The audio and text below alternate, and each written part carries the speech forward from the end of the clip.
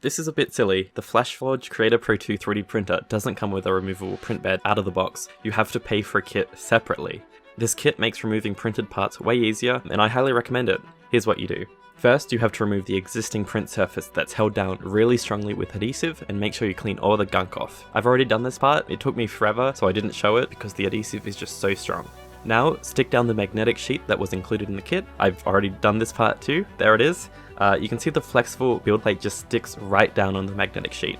Before you stick down the adhesive print surface on top though, I recommend removing this little handle here. It's just 3 screws. It makes the plate more flexible because you can bend it in more directions, and also it makes leveling easier because the handle isn't in the way anymore. The handle does look nice, but it just gets in the way. Now take your time sticking the print surface to the build plate. Start from one side, making sure everything is aligned, then slowly continue to peel back the film and press the surface down really securely. There's no rush, take your time.